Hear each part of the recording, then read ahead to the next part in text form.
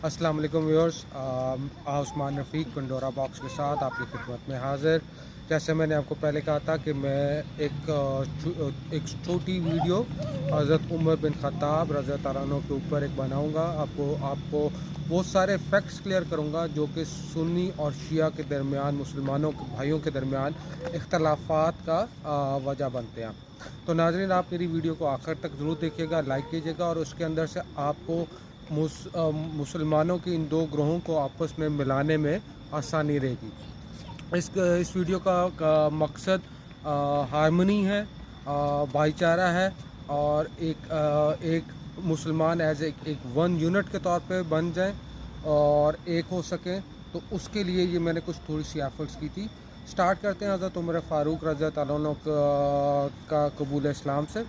हज़रत उमर फ़ारूक रज़ी अल्लाह तआला अन्हु ने इस्लाम कबूल किया था।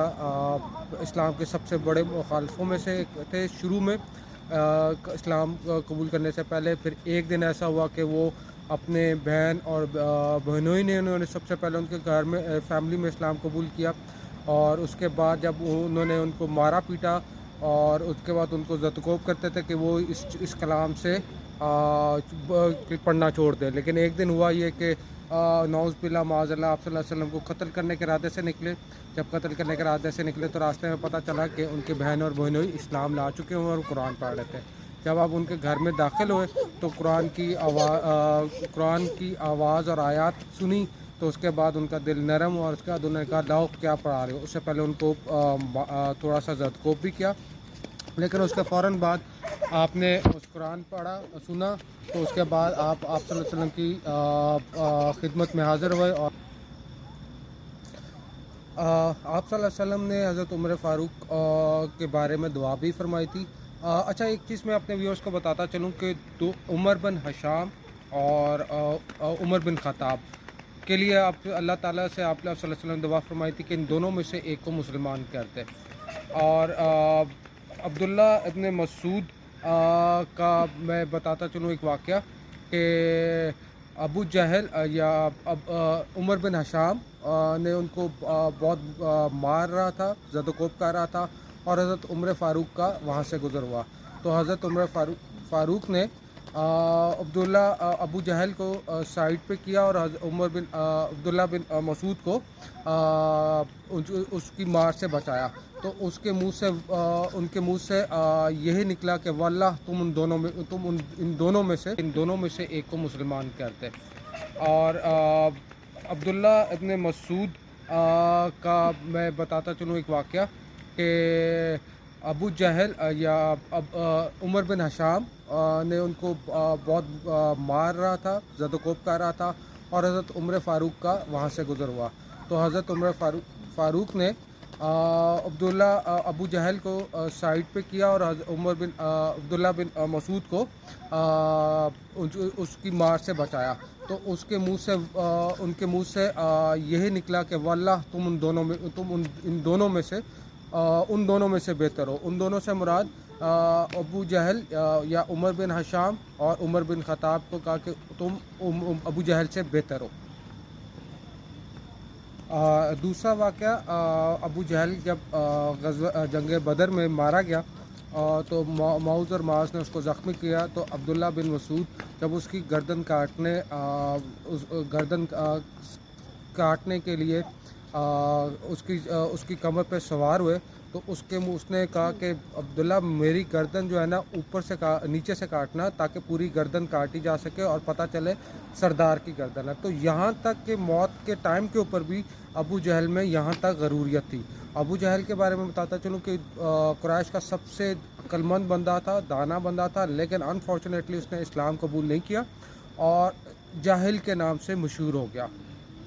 और इसके बाद अगर हम हज़रत उमर फ़ारूक का दौर हुकूमत में आते हैं, हज़रत अबू बकर सिद्दीक़ की खिलाफत के बाद, हज़रत अबू बकर सिद्दीक़ की वफ़ात के बाद हज़रत उमर फ़ारूक नॉमिनेट हुए।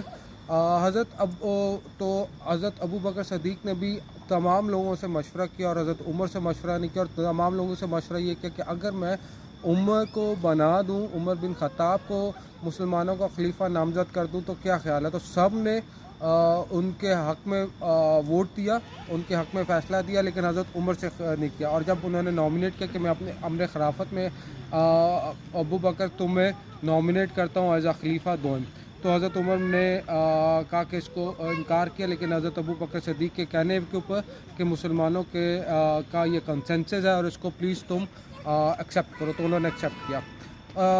اس میں آپ کو بتاتا چلوں کہ حضرت عمر فاروق کے دور حکومت میں اسلام بڑی تیزی سے پھیلا۔ 22 لاکھ میل کا مربع میل کا جو علاقہ تھا وہ حضرت عمر فاروق کے دور میں فتح ہوا۔ اس ٹائم کی دو بڑی سپر پاور پرشین امپائر اور روم جو تھی وہ حضرت عمر فاروق بڑی سپر پاور پرشین امپائر اور روم جو تھی وہ حضرت عمر فاروق نے گرائی، شکست دی ان کو۔ اور اس کے بعد آپ نے مسلمانوں کی ترقی اور خوشحالی کے لیے بہت کام کیا۔ یہ فوجی نظام اور یہ ساری چیزیں، چونیاں بنانا، قیام گاہیں بنانا، یہ حضرت عمر فاروق کے دور میں ہی ساری بنی تھی۔ اس کے ساتھ ساتھ اگر میں آپ کو چلتا چلوں تو حضرت عمر فاروق کے اینڈ کے اوپر میں آپ سے بات کرتا ہوں کہ حضرت عمر فاروق کو جب خنجر لگا ابو لؤلؤ فروش نے جب ان کو زخمی کیا تو آپ نے 6 رکنی کمیٹی بنائی تھی، اور اس 6 رکنی کمیٹی میں آپ نے فرمایا تھا کہ اس امر خلافت کے اندر میں نے ان لوگوں کو جن کو نامنیٹ کیا، یہ وہ لوگ ہیں جن کو آپ صلی اللہ علیہ وسلم کی وفات تک وہ ان سے آپ صلی اللہ علیہ وسلم راضی رہتے۔ ان کے نام حضرت طلحہ، حضرت زبیر، حضرت عبد الرحمن بن عوف، حضرت عثمان، حضرت علی، یہ 6 لوگوں کی کمیٹی انہوں نے بنائی تھی، اور انہوں نے کہا تھا کہ ان میں سے اپنا خلیفہ نامزد کر لینا۔ اب میں اینڈ میں آپ کو اپنے ویورز بتاتا چلوں کہ جو اختلافات ہیں اہل شیعہ اور کی نظر میں حضرت عمر فاروق کے دور کے سے ریلیٹڈ یا حضرت عمر فاروق کے لیے، ایک وہ اعتراض کرتے ہیں کہ حضرت عمر فاروق نے حضرت علی کو نامنیٹ نہیں کیا خلیفہ سوئم یا اپنے بعد، تو اس کا ایک سمپل جواب یہ کہ ان سے جب ان کے بیٹے عبداللہ ان کے بیٹے حضرت عمر کے نے سوال پوچھا تو انہوں نے جواب دیا تھا کہ میں بیسکلی اس لیے نہیں نامنیٹ کرنا چاہتا کہ میں اس کی سنت پہ عمل کرنا چاہتا ہوں جو سب سے بہترین تھا، اور اگر میں کسی کو نامنیٹ کر دیتا ہوں تو وہ اس سے کم بہتر انسان تھا جس نے ان کو نامنیٹ کیا۔ ان کا مثال حضرت آپ صلی اللہ علیہ وسلم کے دوسرا اختلاف اگر آپ دیکھیں تو حضرت عمر فاروق رضی اللہ عنہ کی جو بیگم ہے کلثوم، وہ حضرت علی رضی اللہ عنہ کی بیٹی ہیں جو کہ حضرت فاطمہ سے کے بدن سے پیدا ہوئی تھی۔ تیسرا جو اگر آپ کو ایک ہارمونی کے لیے بات بتاتا چلوں کہ جب آپ نے بیت المقدس کو فتح کیا تھا تو آپ نے حضرت علی رضی اللہ عنہ کو اپنا نائب مقرر کر کے گئے تھے۔ اور چوتھی چیز اگر یہ اس میں ایک چیز اور بھی کہ جو چیف جسٹس یا کا جو عہدہ ہے وہ حجاز کا یا مدینہ کا حضرت علی رضی اللہ عنہ کے پاس ہوتا تھا۔